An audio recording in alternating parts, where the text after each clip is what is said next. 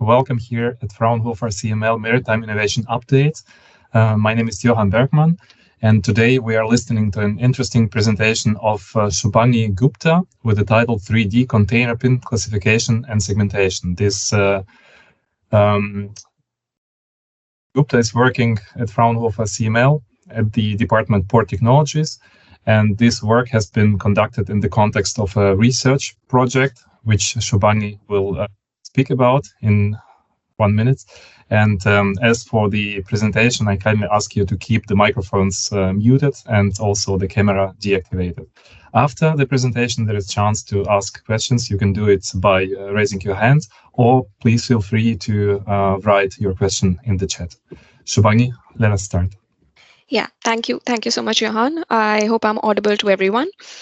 And so, as Johan said, today we talk about a very interesting research project called 3D Container Pin Classification and Segmentation. And just to give you a little preview into it, this is a sub-part of the bigger project called Pin Handling MR project, which is a collaborative research project between HALA and Fraunhofer CML. And this is about automating a very specific process at the container terminal called the pin handling process. So I will quickly now run through the agenda of the meeting, which is first we talk about the motivation for this whole research project. Then we talk about the real problem and the research methods that we adopt to address the problem, and then further with the design and implementation of what our research methodology is. And then finally, I will talk about the validation and the results attained with quick, and we conclude the presentation with the final results, the conclusion, and a small preview into the future work that is yet to be done. So talking about the whole motivation for the project, as you can see in this slide, these are what we call container pins, which are specialized locking mechanisms to fix or release the containers from the load carrying wagons at container terminals. And as you can see on the right side, the pin is what we call in the upright position, and then on the left side, the pin is in the open position. And currently the whole process of opening and closing these pins is manually performed by the terminal personnel, which firstly it induces delays into the whole process.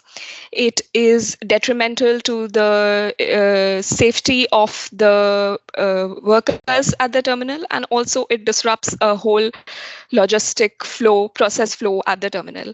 So as is the usual solution to many scientific problems these days, is we adopt a mobile robot equipped with a robotic arm, and we devise a whole solution so that we can automate the manipulation of these pins. And this is where, like I mentioned before, the pin handling mobile robotic project comes in.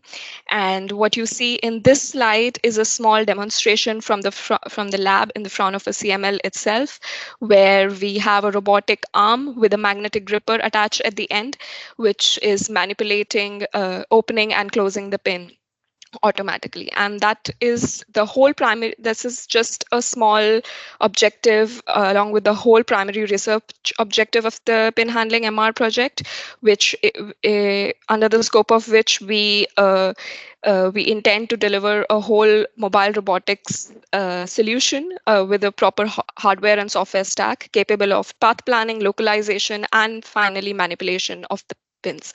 So in this presentation, we talk about the whole research problem here is about the 3D detection and precise classification of the pins.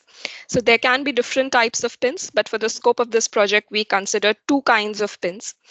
And as you can see here on the left side, this is what we call the pixel-wise segmentation.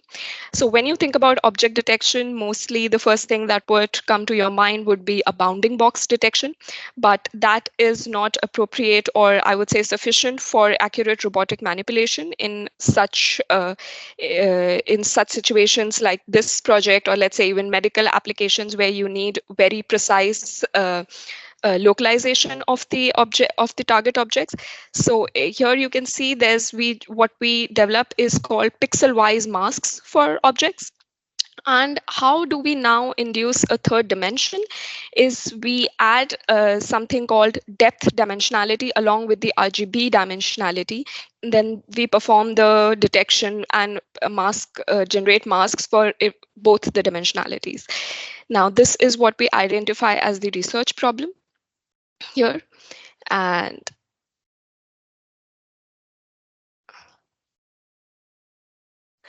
And now, sorry for the delay, just going over the research methodology that has been adopted for this project is that you use computer vision and deep learning based frameworks to perform the classification between two or various kinds of pins.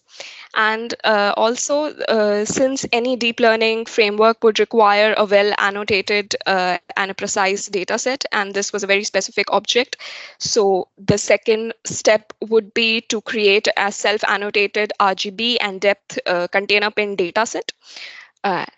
And then you evaluate and test different deep learning based algorithms, which are for image segmentation and classification, and reach, according to various evaluation metrics, you decide and narrow down one deep learning framework which would be suitable and most accurate to perform this kind of detection. All right then.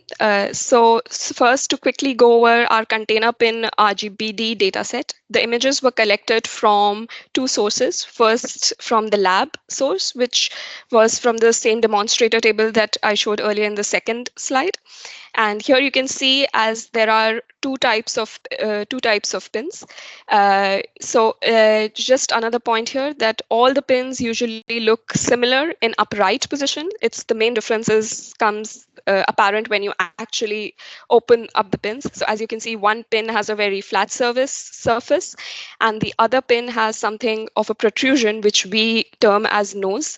So industrially, the red colored pin that you see is called a nose pin. And the camera that we use to create a dataset is the Intel RealSense D435 RGB and depth camera, just because of its widespread industrial acceptance and also its size. It is very compact and easy to mount on a robotic arm. And so the last slide that you saw was from the images from the lab. And now we also went for a site visit and acquired images on a very bright day from the Hala terminal, as you can see. So these are the RGB frames on the right side and the depth frames, subsequent corresponding depth frames on the left side. And for examples, you can see the images from the Hala terminal as well. So total from the terminal and the lab, a data set of 10,000 images was created. And all these images were manually annotated to enable a very precise and accurate ground truth so that when we train the deep learning frameworks, the network learns to detect the pixels corresponding to the pins very precisely. Now, so there were at least two deep learning frameworks which were evaluated, and out of those, the best one that I would say came out as the winner was the deep learning framework called Mask RCNN, which is developed by Facebook. And as you can see here, these are just the training curves, because these Mask RCNN and all the other image segmentation networks are designed to work only with RGB data. So these were architecturally adapted to deal with the depth dimensionality as well, and for our data set as well. So the two most important curves here are the first one, which is the total loss, and the third one on the rightmost one, which is the accuracy. The total loss is decreasing here as we are training, as the training progresses, and the accuracy is increasing. And now I would come back to this table later, but first I would like to show you the results visually. So there were two backbones. One is R50, which means there were 50 layers, and the other one was R101, which means it was a deeper network of the same ResNet architecture, which more layers. So definitely one would expect the deeper architecture to show better results. And as you can see, these are the results when the data was, when the networks were trained only with RGB data. As you can see, the detections in the RGB dimensions are perfect, but the detections are close to zero when when the network is tested on the depth data, because this data was just trained on the RGB data. And when we trained the networks on the RGB and depth data, that means we stacked the RGB and depth data and created one image. Then finally, we see that the networks trained on RGB data perform perfect detections on both RGB and depth dimensionality. And now coming back to the previous slide of the results, here, as you see, average precision is one of the famous evaluation metrics which was used in various deep learning evaluations. It detects the percentage of accuracy of the detected mask compared to what the ground truth was. And these numbers that you see, 50%, 75%, is actually 50% overlap or 75% overlap with what the ground truth annotation was. So as expected for both, I would say RGBD and RGB, the winners that come out and the best efficiently performing networks that come out according on the overall detections and also on category-wise detections. As you can see, there are three categories: pin in the up position, standard pin in the down position, and no spin in the down position as well. The winners that come out are the R101 backbones, and these they were very fast in training as well. The training did not take much time on the NVIDIA GPUs, and also the metrics that you see category wise and overall average precision, we are almost close to achieving 100% accuracy in detection. So finally, what I would say the conclusion was that the approach of transfer learning and architecturally adapting the models to our target domain was successful. We were able to do it and reach on a final network which performed very efficiently. And Mask RCNN with the R101 feature pyramid network backbone, which was trained on RGB data, is the best performing network with category-wise average precision and overall average precision as well. Now I would conclude the slide with the future outlook is that now we implement, so these networks were trained on very high speed and accurate NVIDIA GPUs, RTX 4090 GPUs. But the next step would be to implement these trained models and these trained models on an embedded platforms such as NVIDIA Jetson Nano, so that we can attach this small chip into the whole stack of the pin handling MR project and run this network at similar high speeds. And also, the next step is to integrate this whole trained model within the perception stack of the pin handling MR project. And how do we back project our pixels from which are being detected as belonging to the pins in the RGB and depth data, and back project them to the pixels using the software development kits of Intel RealSense and other point cloud handling libraries. Yeah, so thank you, everyone. Thank you for your time. Thank you for attending this. I hope you liked the presentation, and I'm open for questions now. Thank you, Shubhangi, for this presentation.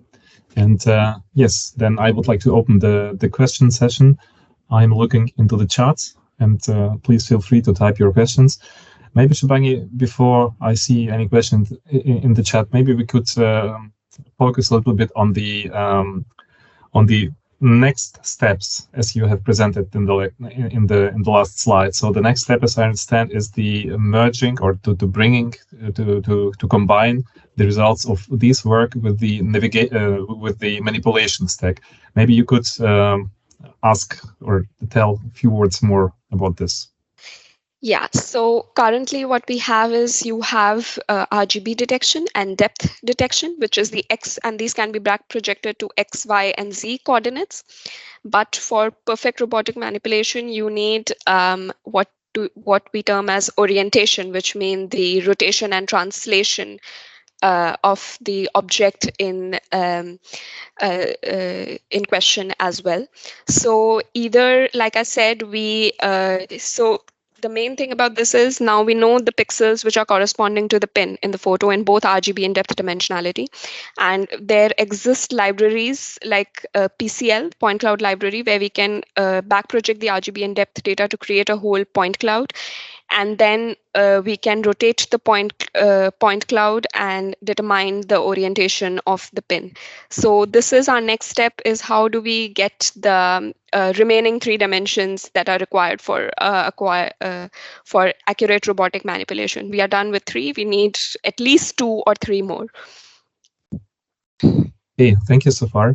And I see into the chat, Mr. Frank Spitzer is asking or he's asking about the testing procedure, if any outdoor tests have been conducted first of all, and then if you could once again name the camera to advise what camera has been used. Yeah, I'll name the camera first because that's easier. It's Intel RealSense D435. I can mention it in the chat as well. And regarding, the outdoor tests have not been, I would say the outdoor tests have been conducted. The final networks were tested on both the outdoor data. So I would again go back to the slides. And these photos that you see, these detections, is something that was collected from the terminal, but it was never used for training. So the training data only consisted of one single pin. It never consisted of 2 single pins. So this is testing data is something that the network did not ever see before, which is ideal for any test that you perform for any deep learning framework. So I would say that outdoor tests have been conducted. What has not been conducted right now is the real-time detection capability outdoor, especially. Thank you. I see we are the time is ticking, but please allow me to ask one last question. With the insights of your work, which you have been conducted so far, what further fields of application in the port environment could be done with this work? First, I would say that like I said in the conclusion, that the transfer learning strategy and the methodology that we adopted was successful. So first that I could think is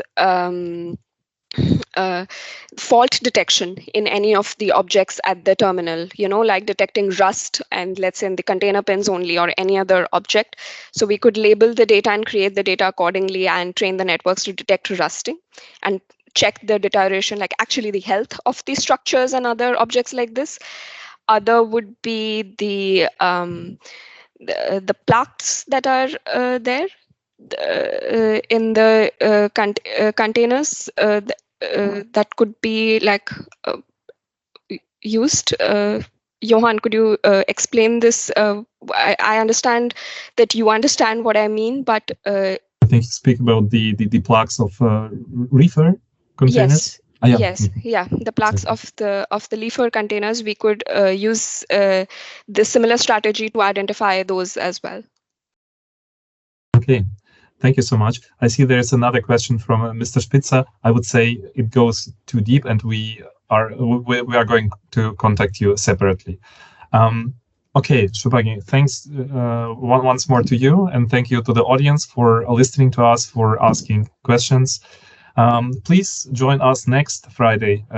We have planned a session called Use of Remote-Controlled Unmanned Surface Vehicles, and yes, with these words, I would like to wish you a nice weekend in a couple of hours. Take care and goodbye. Thank you. Bye-bye, everyone.